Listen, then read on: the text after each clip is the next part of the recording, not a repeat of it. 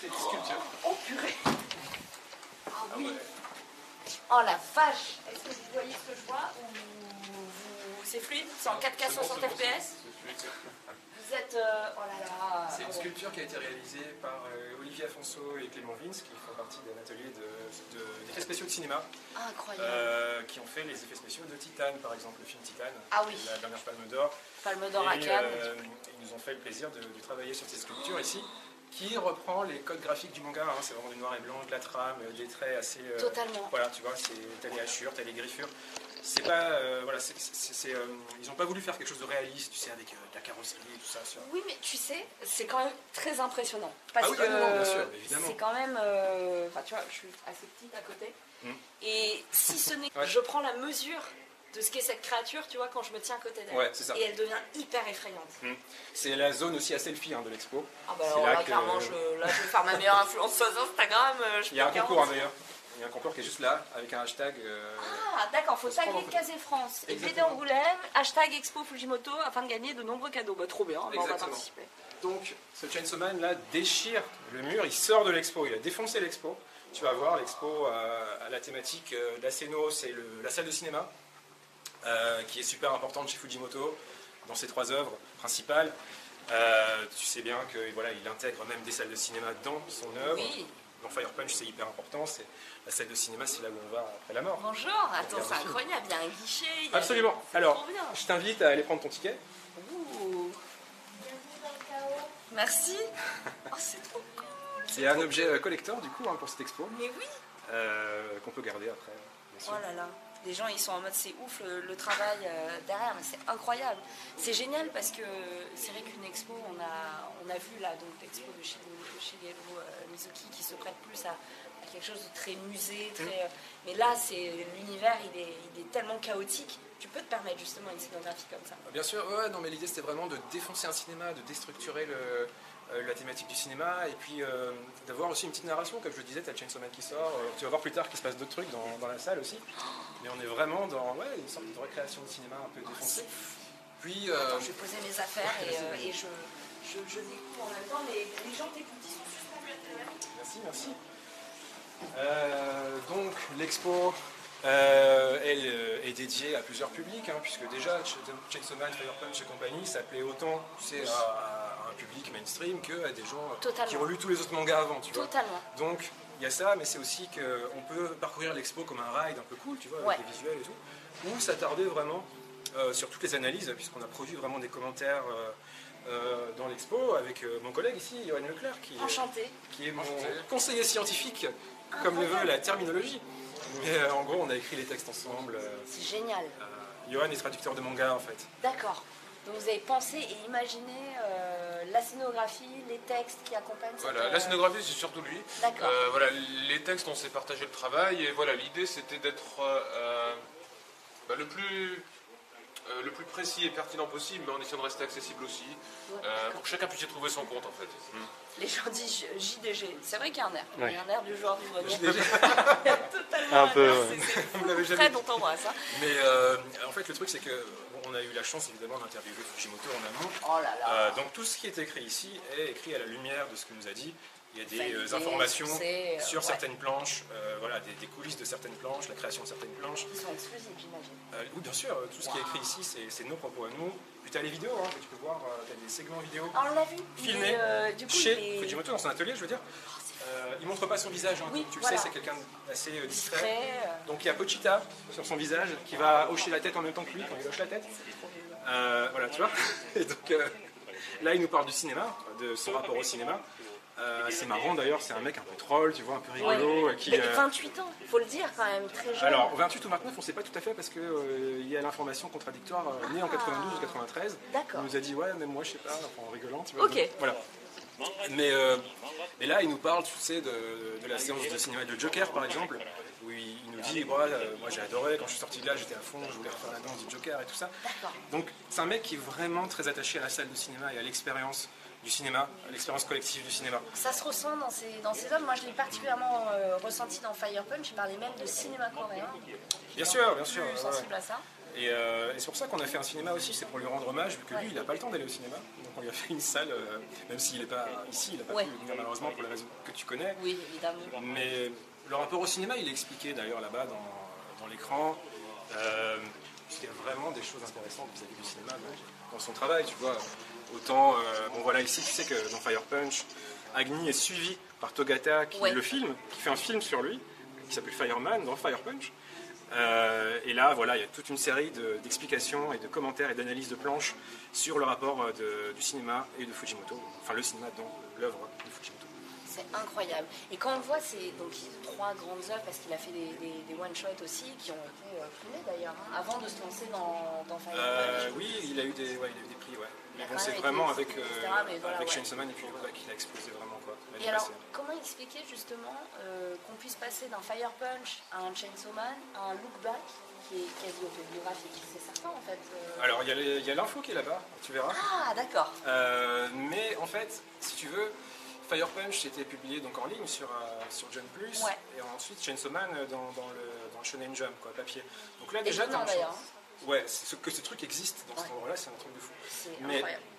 La transition aussi est d'ordre. Enfin, le public est différent, tu vois. Dans Jump Plus, tu peux être un peu plus large. Fire Punch avait été refusé au départ dans Jump Square, il faut le savoir. Donc Shihei Lin, son éditeur, a pu éditer ensuite ça dans Jump Plus.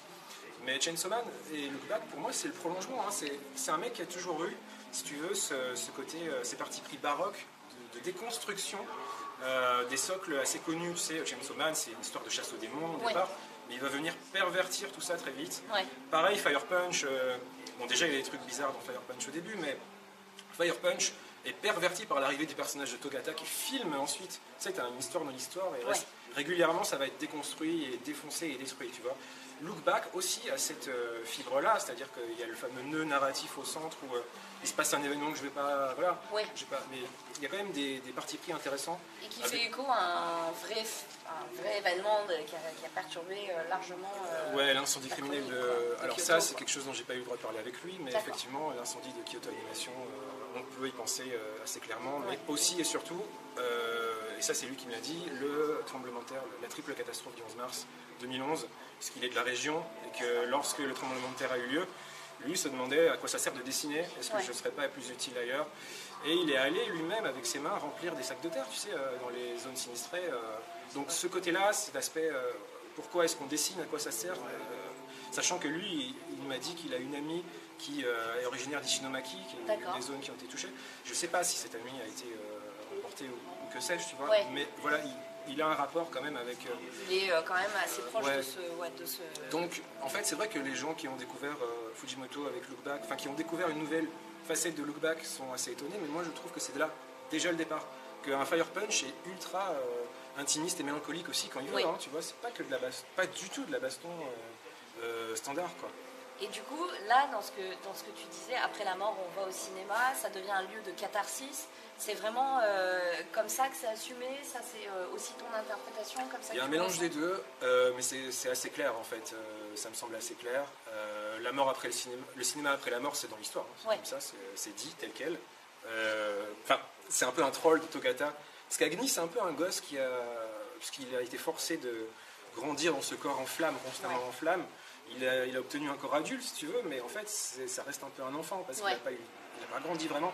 Donc il demande très naïvement, Togata, qu'est-ce qui se passe après la mort Et il lui dit, on va au cinéma et on regarde des films jusqu'à la fin des temps. C'est incroyable. Et tu vois, mais la réponse, elle est folle, quoi. Oui, ça peut rappeler, tu sais, du Jean-Luc Godard ou des trucs du cinéma d'arrêt essai. Et il y a des discours cinéphiles aussi dans ces œuvres, ça parle beaucoup de cinéma, en fait. Les persos parlent de cinéma. Ils parlent de films qu'ils aiment. Togata est une cinéphile, d'ailleurs, qui sort des répliques de films, des fois, tu vois, de Commando ou des trucs comme ça, tu vois. Est-ce que Fujimoto s'est demandé déjà quel œil il a sur l'animation d'un point de vue d'auteur?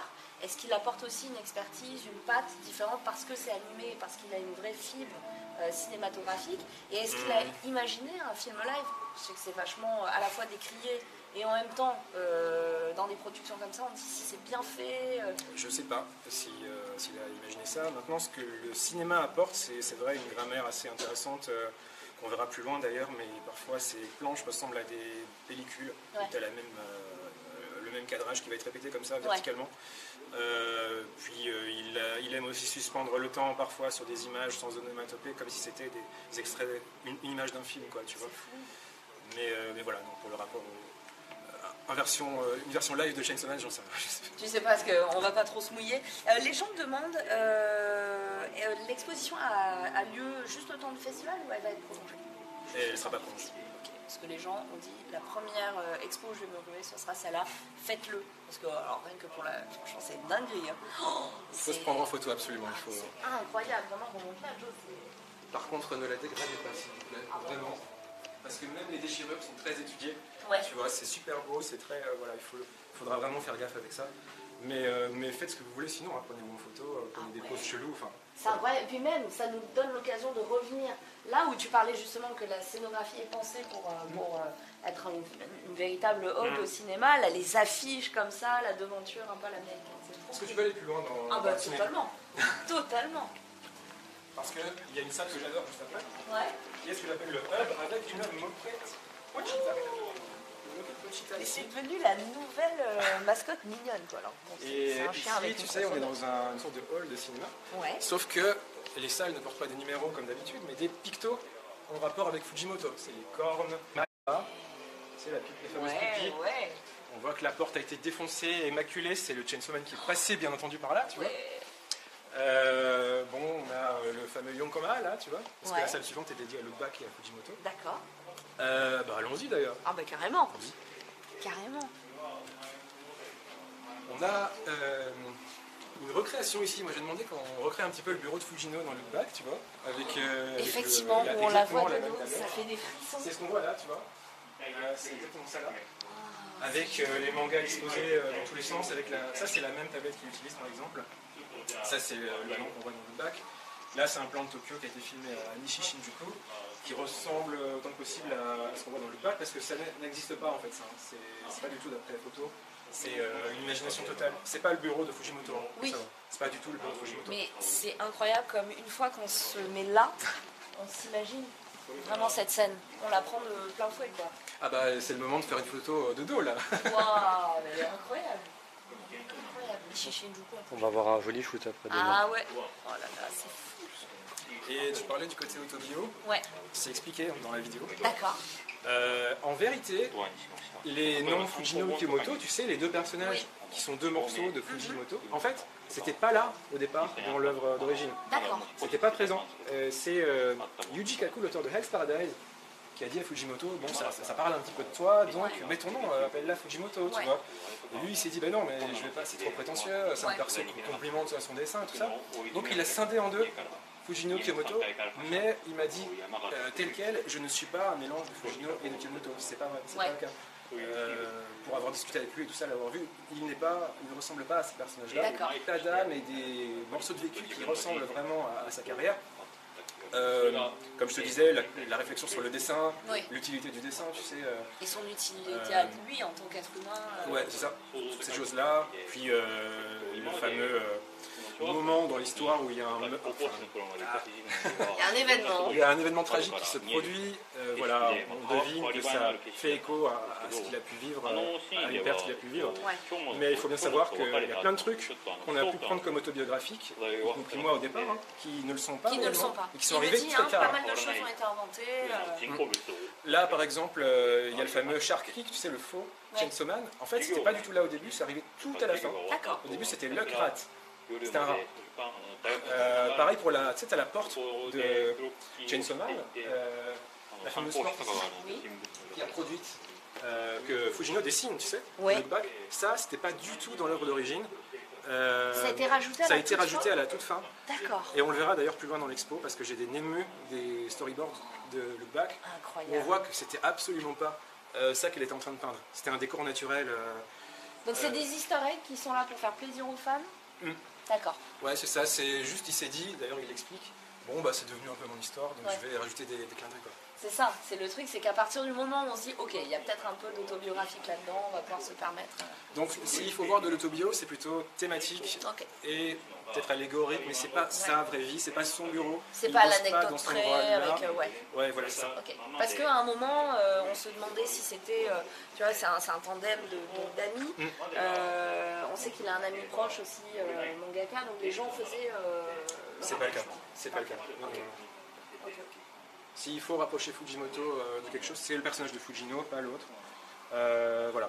Kiyomoto n'est pas l'autre morceau. Enfin, ça peut incarner certaines parties de sa pensée, mais c'est pas texto, la moitié, et hop, on fusionne. C'est pas exactement l'histoire de ce qui s'est passé. Okay. Ouais, voilà. En tout cas, c'est assez incroyable. Et puis en plus, je trouve ça vraiment très smart. En tout cas, juste de mon point de vue de visiteur, hein, et je sais pas ce que vous en pensez le chat, mais d'arriver dans cet univers tout blanc, après être passé dans le couloir très noir, très rouge, ça te replonge dans cette ambiance de l'eau. C'est plus calme ici que dans la partie chaos, quoi. Ah, c'est une bulle, quoi. J'ai voulu que ça fasse noir, blanc, d'une salle à l'autre. C'est trop bien. Et là, on a des œuvres de jeunesse, comme Yojin no Nayuta, par exemple, qui sera publié dans un des 2 recueils d'histoire courte de Fujimoto, c'est le 22, 26 et 17, 21. Qu'est-ce que je peux dire sur les anciennes histoires? Il y a plein de trucs intéressants à noter, tu vois. Beaucoup de choses étaient déjà là, en fait, à l'origine. Par exemple, ces fameuses scènes post-carnage qu'on a beaucoup dans Chainsaw ou dans Fire Punch, cette espèce de mélancolie post-carnage, tu vois. Ça, c'est une histoire intéressante, Ningyo Rhapsody, parce que, tu me corrigeras, Johan, si jamais, mais on n'a plus vraiment retrouvé ce ton-là, je trouve, dans ces récits. On retrouve un petit peu cette idée d'une métaphore sur la création aussi, là c'est plus l'éveil au sentiment. C'est vrai que c'est quelque chose, dans ces récits d'après, on est plus sur des jeunes adultes en fait, moins sur des adolescents comme ici. Effectivement, il est passé à autre chose après. Mais ça c'est la couverture de 22-26, délestée de tous les titres et tout ça. Il y a une autre œuvre de jeunesse qui est là-bas qui est intéressante parce que c'est le prototype entre guillemets de Look Back. C'est Imoto no Ane, donc la grande sœur de ma petite sœur ou de la petite sœur, qui préfigurait donc l'histoire de la création et des 2 filles et de voilà. C'est en quelque sorte et de la vue de dos d'ailleurs aussi. Puis le fait que ça se passe dans un lycée d'art plastique. C'est ça. C'est un petit peu le prototype lui-même le définit comme ça de toute façon de Look Back. Il a incubé chaque histoire, j'ai l'impression, avec plein d'autres histoires. C'est fou parce que c'est quand même un auteur qui est jeune. 28 ans, moi, ça me sidère parce qu'il y a une mélancolie et il y a une expérience et une expertise qui est quand même hyper mature dans ce qu'il fait, quoi. Donc, c'est pas pour rien qu'il s'impose comme ça. C'est pas pour rien qu'il plaît aussi à des gens qui ont lu tous les autres mangas du monde, tu vois. Oh là là! J'ai hâte de découvrir ça. Là, c'est la salle de cinéma avec les fauteuils de cinéma complètement déglingués comme tu le vois, qui ont pris cher parce que Chainsaw Man est passé par là, bien entendu. Il a défoncé l'écran de cinéma aussi. C'est fou. Non mais bravo, hein, vraiment chapeau. Merci. Donc ici, on est dans la salle qui s'appelle l'essence du spectacle et après avoir découvert c'est quoi les œuvres de Fujimoto et qui est Fujimoto, là on voit de quoi il est capable. Qu'est-ce que c'est son truc, c'est quoi sa grammaire, c'est quoi ses spécificités. C'est incroyable, il y a des doubles pages. C'est des planches du genre de celle-là qui est absolument incroyable. Ils sont folles. Oui.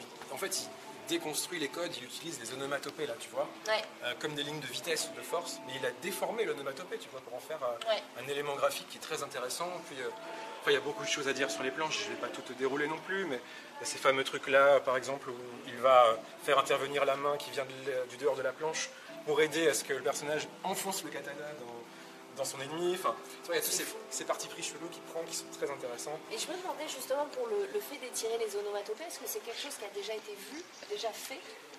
Ça se fait beaucoup dans le manga, oui. Ça dépend vraiment des auteurs. Il y en a qui vont prendre des onomatopées très typiques, les faire avec des logiciels de retouche par exemple, d'autres qui vont tout faire à la main, d'autres qui vont les travailler énormément, d'autres qui vont mettre des trucs très basiques, ça dépend vraiment des auteurs. Toi en tout cas dans ton travail de traduction, ça doit être vraiment rafraîchissant de voir des trucs comme ça. Ouais, carrément. Plus tard, une autre onomatopée qui est super sympa là, qui traverse la page, tu sais là, qui est utilisée vraiment comme un élément graphique parce que Fujimoto, c'est pas un gars qui a une patte spécialement détaillée, tu vois, c'est pas un virtuose du dessin, mais par contre, c'est un virtuose de la composition. Oui, totalement. Il compose hyper intelligemment ses plans. Si je parle de plan carrément, mais c'est de cinéma. Enfin, c'est planche quoi. Mais c'est presque du Tarantino, t'as l'impression des fois le truc il arrive bam comme ça d'un bloc. Bah, surtout, t'as un ton et puis d'un coup tu tournes la page, t'as un ton complètement différent. Là, tu vois, cette planche-là, avant, t'as une scène de combat plutôt classique et là, d'un coup, t'as une image aplatie façon peinture chrétienne, angelot dans le ciel, tu vois. Limite, c'est vraiment ça. Quoi. Bah, oui, Michel-Ange du mal, mais Michel-Ange quand même. Quoi. Et puis sur celle-là, ça se ressent vachement cet effet de. Ouais, de fichaille. C'est fou. Qu'est-ce qu'il est doué. Et puis en plus, on imagine qu'avec les années, au fil des tomes, son dessin va encore plus s'affûter. Là, par exemple, en haut à gauche, il y a une de ses plus belles planches, une des plus récentes du coup, le look back, où on voit qu'il y a un gain graphique qui, de toute façon, il faut aussi dire, est dû à ses assistants. Hein. Un mangaka, c'est jamais qu'un mangaka seul. Ça, il faut vraiment rendre le crédit à des assistants comme l'auteur de Dandadan, qui est un de ses anciens assistants. Tokushiga Karokatsu aussi, qui est publié en français avec Tokyo Blues, l'auteur de Hell's Paradise et tout ça. Il y a plusieurs assistants comme ça extrêmement talentueux qui ont bossé avec lui, qui continuent de bosser avec lui. Et effectivement, ici, il y a quelque chose de vraiment très beau dans le détail et dans la composition. Puis vraiment, moi j'adore le détail du visage qui est... c'est libérateur, c'est... comme j'ai écrit, c'est une expression complexe entre de l'orgueil un peu espiègle et des pleurs contenus de joie, tu vois. Il y a un truc hyper bien senti dans l'expression du personnage qui vient d'être complémenté avant. On l'entend l'image, tu vois ce que je veux dire? Et puis il n'y a pas d'onomatopée, tu vois. C'est ça, t'as pas mais besoin. on la sent, on sent l'odeur de l'herbe mouillée, on entend... Et c'est la force aussi du dessin, quoi. C'est assez fabuleux. On parlait tout à l'heure de clin d'œil et tout ça, mais en fait Fujimoto se remake aussi des fois, comme on le voit là, d'une œuvre à l'autre. Par exemple, là, tu as une séquence où tu as Agni de Fire Punch qui est propulsé dans la stratosphère et qui va se reconstruire en lançant un morceau de son corps, sa tête va tomber et reconstruire un autre Agni. Dans Chainsaw Man, tu as la même chose, avec Chainsaw Man qui prend son cœur, qui le balance. On a appelé ça baseball en haute altitude. Très bien senti. Voilà. Mais il fait ça souvent en fait. Il va reprendre des séquences ou des petits clins d'œil comme ça. C'est le cas là aussi. Tu vois, on a l'impression que ça peut être quelque chose d'assez proche. C'est pour ça que je les ai rapprochés, mais en fait ça communique quelque chose de complètement différent. Ici entre Makima et Denji, tu vois, il est complètement tétanisé. Il y a un rapport vertical de domination, soumission. Là, elles sont horizontales, elles sont à la même à égalité. Elles sont amies. T'as un ton plus nostalgique et plus doux, tu vois. Mais en soi, c'est la même chose en gros, tu vois, de loin. Et puis c'est vrai que les angles, tu vois, la contre-plongée, le fait de... On a vraiment l'impression d'assister à quelque chose qui s'anime. C'est assez inédit, quoi. Et surtout, c'est suspendu et sans onomatopée, tu vois, le temps suspendu comme ça. Il y a du silence, quoi. Voilà, c'est très beau. Temps et silence, c'est bon. Voilà, tu vois. C'est-à-dire que là, c'est comme s'il y avait une voix off qui s'arrêtait et on prend le temps de... Et c'est fou parce que là, tu vois, cette expo, honnêtement, et c'est pas pour vous brosser dans le sens du poil, ça peut clairement réconcilier les gens qui en ont rien à faire de l'art, parce qu'il n'y a pas de film, parce que moi, j'ai pas été éduquée au musée et tout, donc c'est vrai que c'est pas quelque chose qui me rendait particulièrement sensible, mais de voir une scénographie particulière, par l'ambiance, par les images, aussi par l'intérêt que j'en ai, honnêtement, c'est fabuleux, quoi. C'est une vraie chance. La musique a été conçue, c'est un morceau d'une artiste pop expérimentale japonaise que j'aime beaucoup, qui s'appelle Noriko Tsujiko, que je connais un petit peu et donc qui m'a fait l'amitié d'accepter de... C'est trop bien. C'est trop cool. Point live, on est bien là, niveau son, niveau truc. Tout est nickel. Tout est nickel. Let's go. Et je me permets, juste parce que tu disais là sur... c'est que ça peut réconcilier. Là, ce week-end, je suis allé voir un truc Saint-Laurent. Pourtant, j'aime bien ce qu'il fait et j'aime bien les explorations générales. C'est vrai que la scéno de celle-là, et comme tu disais, de passer d'une ambiance à une autre, machin, avec l'ambiance sonore, c'est... Des fois, il y a des sons de tronçonneuse aussi. Je sais pas si tu as entendu. Oh, c'est génial. Là. Ça commence, je crois. C'est pas assez fort, là on n'entend pas. Mais il y a une tronçonneuse qui démarre le fois.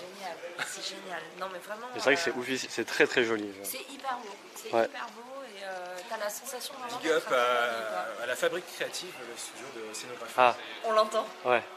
Effectivement, ça rajoute un petit stress, quoi.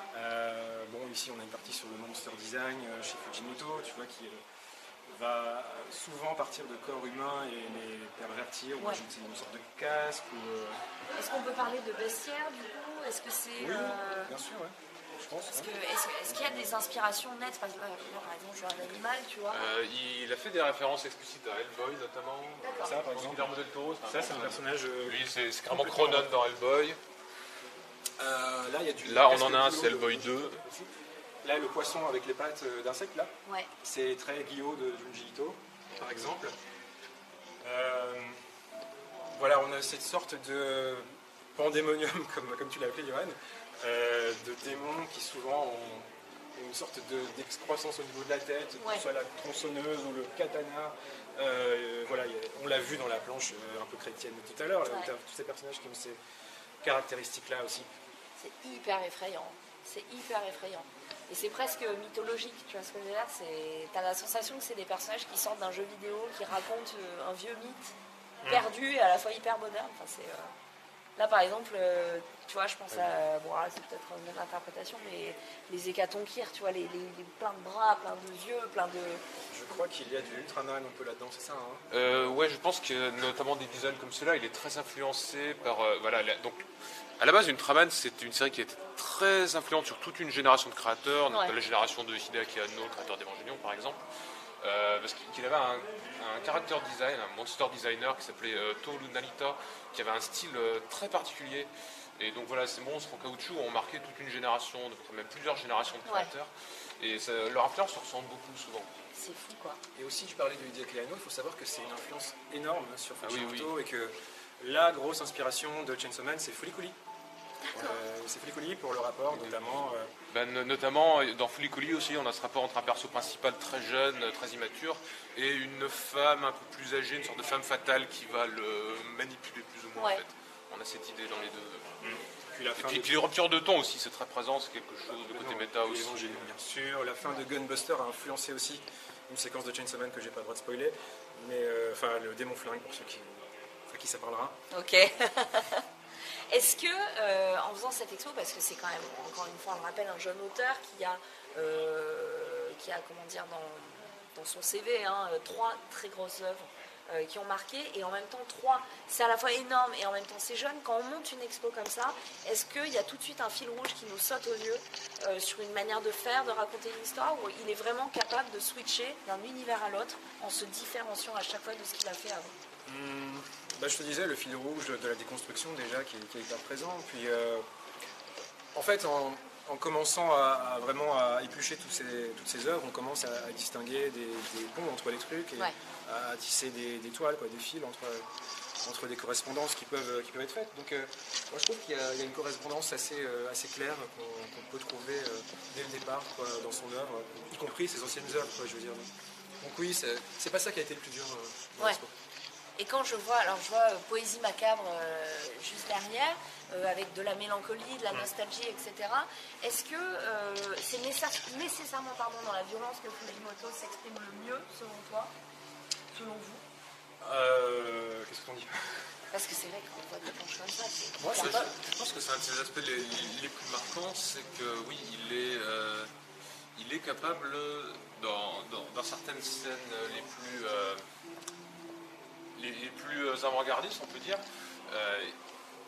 il laisse vraiment libre cours à l'imagination des lecteurs ou des lectrices. Il laisse les gens faire leur propre interprétation et il leur fait confiance à ce niveau-là. C'est quelque chose qui est assez important. Je pense que quelque chose qui se trouve d'ailleurs dans tout son travail, c'est qu'il ne mâche pas le travail, il a confiance dans son lectorat. C'est aussi ce qui rend sa narration intéressante, c'est qu'il ne va pas tout expliciter noir sur blanc, on va laisser des zones d'ombre, des choses... il y a une certaine subtilité en fait, qui est très apparente dans Look Back, mais qu'on pouvait déjà voir avant en fait. C'est ça, mais là c'est vraiment super intéressant ces deux mains là, tu vois. L'association entre les deux images, tu vois, cette sorte de main géante à 6 doigts, il faut le remarquer, à 6 doigts, qui crée une sorte de bizarrerie déjà d'emblée. Et c'est ce qui précède le moment où on voit les enfers dans Chainsaw Man. Tu as ce moment un peu énigmatique où tu as une main qui se referme, qui semble se refermer. Est-ce qu'elle est géante ou est-ce qu'elle est à l'avant-plan? On ne sait pas, tu vois. Est-ce que, tu vois, puis tu as cette main qui est sujette à la décrépitude à gauche. Enfin, tu peux faire ton interprétation de ce qui se passe entre les deux, de ce que ça raconte, tu vois, ce que ça communique. puis le fameux passage aux enfers qui est incroyable, qui est le moment que tout le monde a retenu, je pense, dans Chainsaw Man, c'est le moment où on s'est dit, ok, c'est un truc de fou. Le passage du démon ténèbres, tu sais, ces fameux astronautes là, alignés, qui sont les astronautes normalement c'est les gens qui vont explorer l'inconnu, tu vois, qui vont loin. Et puis qui vont loin et qui vont nous voir de très loin, qui vont être au-dessus, qui vont... Bah là même eux, tu vois, les enfers, c'est les enfers, hein, tu vois, c'est pas des enfers clichés, parce qu'il voulait justement, il nous a dit, moi l'enfer ça m'évoque Hellboy, ça m'évoque l'éclipse de Berserk, et je voulais pas en faire un truc qu'on a déjà vu, donc on a ces enfers mais beaucoup plus abstraits finalement, tu vois, avec ce fond complètement noir. C'est des astronautes soumis à une entité là dans le fond qu'on aperçoit un peu. Et puis ils ont une posture presque biblique, tu vois, ils sont en train de prier. Bien sûr, c'est très bizarre. Ce qui est intéressant, c'est la transition, hein, c'est vraiment la suite, c'est la suite directe, c'est la planche suivante ça. D'un coup, tu as le noir là qui va contaminer la planche, et d'un coup, on ne sait pas pourquoi, là, tous les personnages ont leurs bras qui sautent en l'air, qui semblent épeler un message secret, tu vois, un peu, ce qui n'est pas le cas, hein, j'en ai parlé avec lui. D'accord. Il n'y a rien. On dirait qu'il écrit une musique ici, tu vois. En fait, c'est pas du tout le cas. Ça l'a fait marrer quand je lui dis ça. Tu vois, ces personnages ici, t'as l'impression qu'ils décomposent un seau, tu vois. Qu'en plus de ça, bon voilà, ils ont leurs bras coupés de façon très nette. On dirait une danse presque. En fait, ça vient de Midsommar, le film, où il y a une fameuse danse pendant qu'il se passe quelque chose de terrible. Et c'est ce qu'il m'a dit, c'est on a l'information dans l'expo, du coup. Ça vient du film Midsommar. D'accord, des gens qui lèvent les bras comme pour acclamer un truc super alors qu'il se passe quelque chose de terrifiant dans le style de Midsommar. Voilà.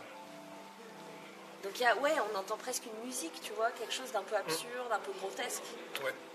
C'est fou, hein. C'est à la fois magnifique et en même temps, c'est hyper macabre, quoi. C'est incroyable. Ça a dû être fou de le rencontrer pour avoir juste... Oui, bien sûr en visio, hein, parce qu'il n'est pas possible de se déplacer, mais bien sûr, c'est quelqu'un de super, adorable, très, très drôle et très troll, comme je le disais. C'est cool, c'est trop bien. C'est trop bien, quoi. Mais honnêtement, quand je vois ça, j'ai vu aussi qu'il n'avait pas eu... donc il est né dans la région d'Akita, la préfecture d'Akita, et il n'y avait pas d'équivalent d'école des beaux-arts, donc il avait suivi les cours de peinture de ses grands-parents. Et du coup, il a une formation de peinture à l'huile et de... En fait, il a carrément étudié la peinture à l'huile aux Beaux-Arts, c'est ce qu'il a été étudié. Mais il me racontait que ça n'a pas du tout, ça ne l'a pas servi. En fait, d'accord. Non, du tout, en fait, parce que ça n'a absolument rien à voir. Il me dit ça utilise même pas les mêmes parties du cerveau, tu vois. Donc en fait, mais c'est quand même, c'est incroyable, ça n'utilise pas les mêmes parties du cerveau, c'est fou de dire ça. La couleur et le noir et blanc, je pense, c'est une approche différente. Ouais.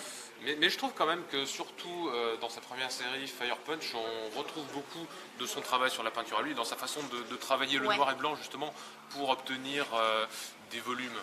Des volumes, puis même les effets de flamme, les effets de lumière. C'est fou, c'est vraiment... Honnêtement, moi, plus je regarde, plus je trouve que c'est au contraire un virtuose du dessin, quoi. C'est-à-dire que... De la composition, en tout cas, ça c'est sûr. Je parlais tout à l'heure de la fameuse mélancolie post-massacre, là, voilà, cette partie-là, c'est clairement ça, c'est récurrent chez lui, tu vois, on vient de détruire les choses, tu as de l'action, comme je le montre en face, mais tu as aussi ce moment après l'action. Où on contemple ce qu'on a fait, quoi. Et surtout, on se sent coupable, tu sais, là, il marche carrément sur une croix, ça veut dire quelque chose, hein. C'est la culpabilité, c'est le péché. Et ça, c'est super récurrent chez lui. Comment il s'explique justement ces influences hyper violentes ? Est-ce qu'il y a quelque chose... Je peux pas te répondre là-dessus. Là, sur ça, il est pas... Non, à mon avis, c'est une attirance naturelle. Ou certains films, tu vois, il adore Tarantino, par exemple. Tarantino, c'est un cinéaste où la violence surgit comme ça d'un moment à l'autre, et hop, t'as un perso qui arrive dans le cadre, il tue l'autre, et c'est... Tu vois t'as ça un peu chez lui aussi, quoi, chez Fujimoto. Cette violence qui surgit, quoi. Qui surgit de nulle part, et je le retrouve aussi dans le cinéma coréen. Tu vois, on s'en parlait tout à l'heure, où tu as la sensation de suivre une comédie dans les 10 premières minutes, et d'un coup, il y a un basculement, et tu sais pas où t'es. Ici, tu as des films comme The Chaser, des trucs comme ça, qu'il aime bien, qui l'ont inspiré effectivement pour les ruptures de ton. C'est exactement ça, des ruptures de ton où tu te dis, bah, attends, mais je sais plus du tout où j'ai commencé, où est-ce que je vais finir, quoi. C'est pareil pour Fooly Cooly, tu vois, c'est le même genre de délire. C'est vrai. C'est vrai qu'il se pervertit comme ça. C'est incroyable. Là, vous avez conscience quand même que c'est peut-être l'expo la plus attendue par le public, en tout cas par le jeune public. Est-ce que vous l'expliquez, ce succès aussi vous avez travaillé de près, quoi, sur cette expo, vous l'avez construit. Comment vous expliquez ce succès auprès de toutes les générations? Le succès de Fujimoto, c'est qu'on a à la fois des codes qui peuvent rappeler le manga Jump traditionnel, d'action, tu vois, les chasses aux démons. Finalement, si tu prends le concept de base de Chainsaw Man, c'est pas si éloigné de Jujutsu Kaisen par exemple. Voilà, on chasse aux démons, mais ça c'est perverti et d'un coup ça devient plus intéressant aussi pour les gens qui connaissent déjà très bien les mangas, tu vois, qui connaissent ces histoires-là, qui connaissent ces codes et qui ont envie d'autre chose. Et Fujimoto, je pense qu'il a aussi envie d'autre chose dans ses propres œuvres, donc il les défonce tout le temps et il part ailleurs. C'est fou, c'est vraiment incroyable. L'expo, elle est incroyable ici. Si vous rejoignez ce live maintenant, franchement, j'ai pas les mots. La scénographie est dingue, vous pouvez le voir juste là. Alors, si vous avez raté le début de l'expo, il faut que vous veniez à Angoulême parce qu'elle n'aura lieu que le temps du festival. Donc, dimanche, là, ça y est, c'est terminé, on remballe. Est-ce qu'on a peut-être l'espoir que cette expo se déplace? Je pense pas, malheureusement, je pense pas. C'est compliqué, comme tu vois, tu as des choses spéciales, tu as une sculpture, c'est compliqué, c'est très compliqué. Ce serait tellement dommage parce que c'est tellement de travail, tu vois. Je prêche pour notre église. Si vous pouviez la déplacer à Paris. Malheureusement, je peux pas aider. Ce serait incroyable. Du coup, la statue, qu'est-ce qu'elle va devenir? J'ai pas le droit de le dire. Je l'avais pas non plus dans mon salon. Alors non, elle va être récupérée par certaines personnes. Et je dois dire aussi que Fujimoto l'adore. Il trouvait ça super classe. Ah bah, tu m'étonnes. Ça fait plaisir. Pas pour moi, mais pour le sculpteur. Quoi. Et puis même, oui, mais c'est quand même, tout est pensé, imaginé comme un truc global, quoi. Donc c'est incroyable. Les gens sont comme des ouf. Ça y est, j'ai à nouveau le chat. Si vous avez des questions, y a-t-il une visite 3D sur un site? 3D, comment ça? Est-ce que les gens peuvent se balader dans une sorte de métavers? Non, malheureusement non. Non, désolé. Elle mériterait clairement de se déplacer cette expo, mais c'est génial d'avoir pu l'apercevoir en live. Et ça, c'est vraiment génial. Est-ce qu'on peut se redéplacer pour ceux qui nous ont rejoints, voir un petit peu, donc tu nous racontais que vous aviez pensé ça comme une salle de cinéma, parce que c'est vraiment très étrange quand on est là. Il y a quelque chose d'un peu étouffant. Une salle de cinéma déconstruite, baroque, dont les portes ne mènent pas à des salles de cinéma avec des numéros, mais avec des pictos, comme je le disais. Là, par exemple, l'œil de Makima, le Yonkoma, les 4 cases de Look Back, derrière toi, l'astronaute, le fameux astronaute, la bobine de cinéma, et puis le requin qui est récurrent chez Fujimoto, et puis Shark Kick, qui est une espèce de parodie de Chainsaw Man dans Look Back. Voilà, il y a tous des pictos comme ça qui sont là pour les fans, tu vois, pour le plaisir. Il explique cette fascination pour le requin ou Non, pas que je sache. Parce que même sur le personnage de Chainsaw Man, les dents, etc., enfin, il y a quelque chose. Et puis là, sur le manga sur les sirènes et tout, on se demande, est-ce qu'il y a une... Je sais pas, franchement, sur le monde aquatique. Je vais pas te mentir, je sais pas. En tout cas, on a vraiment hâte. Ça s'ouvre tout ça? Non, ça s'ouvre pas. Ok, parce que je t'en demande, on peut visiter ou alors, tu ne reviendras peut-être pas si tu veux. Oula, je vais pas m'éliminer. Parce que c'est la salle des astronautes, hein, tu vois. Ah ouais, non, on va pas finir coupé en deux avec les trucs à l'air. Mais c'est chouette. Honnêtement, je sais pas si vous avez une préférence, mais moi je crois que j'ai quand même un gros coup de cœur pour la salle dédiée à Look Back. Non seulement parce que gros coup de cœur pour ce one shot, mais aussi pour l'ambiance que vous avez réussi à installer. C'est-à-dire que là c'est très oppressant. Et d'un coup on rentre, il y a la lumière, je sais pas, ça t'a pas fait cette sensation toi? Ça apaise en fait. Oui, on a une respiration aussi ici, parce que c'est pas le même ton, hein, effectivement. C'est pas le même ton que Chainsaw et Fire Punch. C'est hyper paisible là, c'est hyper paisible. Mais c'est vrai que quand on va là-bas, vous avez réussi le tour de force quoi, d'imposer aux visiteurs ce côté hyper sombre, hyper lourd. On va prendre un maximum de photos. Et on n'a pas fini. Hein. On n'a pas fini? Ah non, il y a encore quelque chose. Let's go. Non, mais moi, on parle, mais... Parce que, tu sais, tu vas aller prendre le cinéma, mais un indice te laisse penser qu'il se passe quelque chose encore derrière. Tu vois, il y a une porte défoncée. Oh, c'est vrai. Ah, mais je croyais que c'était un vestiaire. Ah non. Cette porte qui est une référence à la fameuse porte qu'on voit dans Chainsaw Man. Et qu'on voit dans le bac du coup. Et dans le bac. Et dans cette salle-ci, qui est l'endroit où on n'aurait pas dû pénétrer normalement, tu vois, c'est les coulisses. Les coulisses de la création sont ici. Et tous les secrets de création sont ici. Voilà, tu vois, on imagine que Chainsaw Man est sorti d'ici, il a défoncé sur son passage de l'écran, plus les sièges, plus l'expo même, il s'est barré. Et ici, voilà, c'est un peu la réserve, tu vois, tu as des vieux projecteurs qu'on a mis, C'est l'entrepôt réserve. Il fait froid, quoi. Ouais. Tu vois, Alors ça, je sais pas si c'est fait exprès. Bah, en tout cas, ça va mettre l'ambiance, quoi. Mais ici, on a des segments vidéo. Ça, c'est chez Aileen, c'est pas Tatsushi Fujimoto. Oui, qui de l'éditeur. toute façon n'apparaît pas. Voilà. Il nous explique son rapport à Fujimoto, comment ils se sont rencontrés, comment ils bossent ensemble.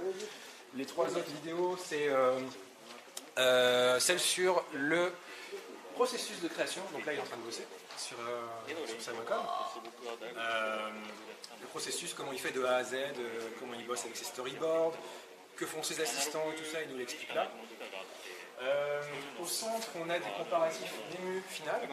C'est vraiment un truc exclusif, là pour le coup, c'est jamais sorti nulle part. Entre le croquis et le NEMU et les finaux, pardon, tu vois. Croquis ouais. Qui est déjà, d'un point de vue composition... donc on en a comme ça beaucoup sur Fire Punch, Look Back et Chainsaw Man dans 3 écrans comme ça, il fait le tour. Incroyable. Tu vois, ça peut être assez schématique au départ et ça devient ça. Oh, la vache. Et donc du coup, ouais, tu disais... Attention, ça c'est très important. Celle-là, c'est la fameuse planche de tout à l'heure. C'est encore plus frappant. Ça là, regarde, tu vois. Ça c'est la base. Ah ouais. Et ça va devenir ceci, tu vas voir. Hop. Voilà. C'est incroyable. On a ça sur plein de planches de Look Back où on découvre qu'il y a des trucs qui ont changé vraiment entre le final et l'original, quoi. On dirait nous tout à l'heure dans le musée, quand on est rentré, quand on est sorti. C'est ces fameuses vues de dos là, tu vois. Incroyable. Ou un détail par exemple, la position du perso, ouais. Tu vois, tu as plein de trucs qui ont changé. Là, il y a une sorte de chaos de pages qu'on ne retrouve pas dans le final, par exemple, tu vois, tu as plein de trucs qui ont changé. Ouais. Dans le final aussi, qui sont super intéressants à observer, quoi. Et de dire quel a été le cheminement, est-ce que c'est du coup l'éditeur qui a mis son grain de sel en mode tu devrais faire comme ci, comme ça, est-ce que lui a changé d'avis? Bah ça, on en parle un peu justement dans la vidéo avec Aileen, qui nous explique que des fois il suggère un truc et plus jamais après. Est-ce qu'il l'écoute? Bah justement, il dit que bah, pas trop. Tu vois là par exemple, ça a changé aussi la référence. Là, à l'origine, regardait donc un livre, un artbook de Kazuo Oga, donc, qui est un background artiste pour le studio Ghibli. Ok.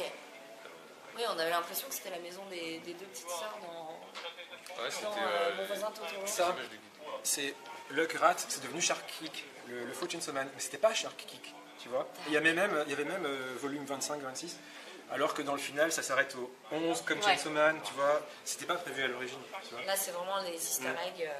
C'est ça, voilà. C'est fabuleux. Et puis t'en as un sur Chainsaw Man aussi qui est super chouette, où tu vois également presque tout le premier chapitre de Chainsaw Man, entre la base et ce que c'est devenu, quoi. Et tu vas voir qu'il y a vraiment un level up de fou à chaque fois. C'est fabuleux, quoi. C'est fabuleux. Ça là par exemple, c'est assez spectaculaire le changement. Ouais, déjà le croquis est... la scène elle est folle. La version finale a quelque chose de beaucoup plus abstrait en fait. On peut presque la voir de manière métaphorique. Là, cette scène a été dure. Hein. Ouais. Cette scène est très très dure. Et là, tout de suite, on revient à quelque chose de beaucoup plus concret après. Et puis, il y a des détails marrants sur l'évolution du chapitre. C'est que, par exemple, Makima, elle avait un katana au départ, qu'elle n'a pas. Et à la base, elle menaçait Denji avec un katana. C'est devenu... en fait, on le voit là-bas. C'est devenu... elle le prend dans ses bras, en fait, dans la version Def. Tu vois, ça, c'est la même page, avant-après. Ah, oui. Avant, elle le menaçait avec son katana, comme ça. C'est devenu un hug. Ce qui est presque plus pervers, quoi. Plus, tu vois. C'est plus menaçant. C'est je rentre dans ton espace vital et je te touche, quoi. Là, par exemple, l'avant-après est assez fou aussi. Sur le back. C'est incroyable. L'exposition est folle. Hein. Je pense que de toute façon, les gens sont en mode ah oui, sacré changement. Les Nemu croquis permettent généralement de confirmer la composition avant de vraiment décider. Ça, tu nous le confirmes. Les Nemu, c'est plus des découpages, en fait. D'accord. Et parfois, il y a même presque que le texte et des bulles quasiment vides. Dans Fire Punch, il y en a certains où vraiment c'est presque du South Park, quoi. Tu vois, tu as des petits bonhommes avec juste un rond pour la tête et tout. D'autres plus détaillés comme ceux-là, mais ça dépend vraiment. Oui, sur certains croquis, tu as l'impression qu'il y a un détail quand même qui est particulièrement apporté sur des créatures. Tu as la sensation qu'il y a plus de directives et tout, et le reste c'est vraiment du détail. Et t'en as qui sont très drôles, tu vois, parce que c'est vraiment. Oui. C'est incroyable, Joe, regarde ça, quoi. J'espère qu'on va tomber sur un des trucs les plus schématiques dont je parlais. Je sais pas si c'est bientôt, peut-être que c'est suivant, on verra. Mais il y en a qui sont vraiment naïfs dans le dessin, tu vois, c'est vraiment des petits croquis comme ça pour décider ensemble avec son éditeur, voilà comment on va raconter le truc, comment on va découper les cases. Mais son éditeur a dû s'arracher des cheveux, ça j'imagine qu'il le raconte. Son éditeur, non, je pense pas. Qu'est-ce qui va passer, qu'est-ce qui passera pas, alors, Fire Punch au début a été refusé, hein, du coup, de Jump Square. C'est passé ensuite dans Jump Plus, mais Chainsaw Man, bizarrement, on le laisse faire tout ce qu'il veut. D'après une interview qu'il avait donnée à Atom, il racontait que, non, bizarrement, c'est ok. Ce qui est très bizarre, hein, dans Jump. Mais... Le succès est tel, et c'est peut-être le moment où il faut se renouveler et s'ouvrir un petit peu plus. Je sais pas ce que t'en penses, mais... Ouais, mais je veux dire, il y a des choses qui sont étonnamment matures, tu vois, étonnamment violentes, ou obscures, ou vraiment bizarres, quoi. Je pense que ce serait dommage de se séparer d'une telle œuvre, surtout quand autant de séries sont en train de filmer. La suite de Chainsaw Man paraîtra sur Manga Plus, pas dans Jump, pour une raison qui est expliquée dans l'expo aussi, c'est pour une raison de temps, de planning, pas pour dessiner des trucs qu'il n'avait pas le droit dans Jump. Puisqu'il était libre, il nous a dit non, c'est pas du tout pour dessiner autre chose. C'est vraiment des questions de timing. Ouais, c'est aussi pour les pages couleurs, c'est mieux parce que tu sais, quand tu es sur le site, bien sûr, tu n'as pas de date d'impression. C'est fou. Et là, j'aperçois à notre gauche une boutique. J'ai ma carte bleue. Sachez que. Ah tiens, regarde juste là, l'écran. Très rapide. Les trucs un peu plus naïfs. Tu vois? Ah ouais, au milieu là. Ah ouais, alors là c'est... Ouais, c'est dingue. Tu vois? Regarde. Mais... Vraiment, ah oui, non, d'accord, ok. Oh la vache. Le travail est fou. C'est ouf. Moi, c'était fabuleux. Ouh, ça va être plaisant ça. Incroyable. Incroyable. Je trouve ça fou. On dirait un perso de... Comment s'appelle ce jeu vidéo là? Le jeu où il faut se tuer. Among Us. Ah oui, oui. Mais ça n'a rien à voir. Enfin... Là, c'est vraiment l'intention qui compte. Ouais, c'est ça. Il va se passer ça, quoi. Parfois, on est pris par le temps. Puis, oui. T'imagines tu vois, il n'y a presque rien. Ah oui, alors là, c'est vraiment... Oui, ok. Ah, oui. Faut vraiment qu'il y ait de la confiance, là. Oui, là, il va y avoir ça. Oui, d'accord. J'imagine. C'est dingue. Oh, la violence des traits, quoi. C'est un génie, hein. Honnêtement, c'est un génie. Moi, je pense qu'il rentre dans le top 3 des auteurs que j'admire le plus ces dernières années. Honnêtement, c'est assez incroyable, quoi. Avec qui? L'auteur de Slam Dunk, déjà. Je veux dire, c'est le top 1. Et puis, l'auteur de GTO, qui n'est pas non plus le plus grand dessinateur du monde, c'est quand même l'un de mes auteurs préférés dans sa façon de raconter les histoires. Et ça n'a rien à voir, quoi. Ça n'a rien à voir. On capte mieux ici? C'est pour la lumière. Ah, parce que CB aussi, elle adore la lumière. Alors, il y a des choses qu'on n'a pas le droit de montrer là-bas, de filmer. On monte pas, ok. Il y a quelques images qu'on n'a pas le droit de photographier, filmer. On peut les acheter. Donc, alors non, ça c'est un bonus d'exposition. C'est des trucs exposés en plus. Il y a des images qu'on n'a pas le droit de... On nous a demandé de ne pas les filmer. Elles sont pas dedans, donc je les ai pas. Ok. Donc vous êtes obligé de vous déplacer. C'est pas la raison, c'est pas pour ça. Non, mais parce que de toute façon, je pense que là, on a suffisamment donné envie aux gens de se dire ok, je vais peut-être prendre mon billet pour Angoulême pour aller découvrir l'expo, quoi. Parce que même en 3D, si c'était possible, ça vous donnerait pas l'ambiance qu'on ressent, cette oppression et tout. C'est vraiment incroyable. Et puis vous n'avez pas la boutique, donc vous êtes obligé de venir. Mais c'était trop bien. Merci à vous deux pour ça. Pour par contre, on peut le montrer. Ça a été fait pour l'expo. C'est Fujimoto qui l'a fait pour nous. C'est ce qu'il dessine dans les vidéos, tu sais. Ah mais oui. Sur le processus de création, exactement. Justement là, d'accord. Voilà. Et il nous explique ce sur quoi il travaille actuellement. Les gens me demandaient. Les gens demandaient. Qui n'est pas la suite de Chainsaw Man pour l'instant, mais un récit sur la femme fatale qu'il est en train de dessiner. Voilà. En français dans le texte. Fameux fatal. Femme fatale. C'est génial. J'adore cette image type de la femme qui détruit tout sur son passage. Incroyable. Très Tarantino, encore une fois, avec Lady Snowblood, Orenishi et compagnie. C'est super. C'est génial, super expo, magnifique, très bien expliqué. On a eu un moment, c'était une épiphanie, hein. Je sais pas les gars, vous avez kiffé? Moi j'ai adoré. Le chat vous avez adoré aussi. La classe, merci beaucoup, trop stylé, world premiere. Sachez que, voilà, Femme Fatale, c'est dans la boîte bientôt. C'était trop bien. Merci beaucoup. On va prendre un maximum de photos sur les points selfie. Il faut que vous veniez aussi avec le hashtag Expo Fujimoto. Il faut que vous voyez tout ça de près, quoi. Encore une fois, c'est une ambiance, c'est quelque chose d'assez particulier qui peut peut-être vous réconcilier avec tout ce qui est musée, exposition, etc. Si vous trouvez ça de base ennuyeux ou quoi, mais là je pense que vous allez en avoir pour votre passion et plein les yeux. Donc super, merci beaucoup.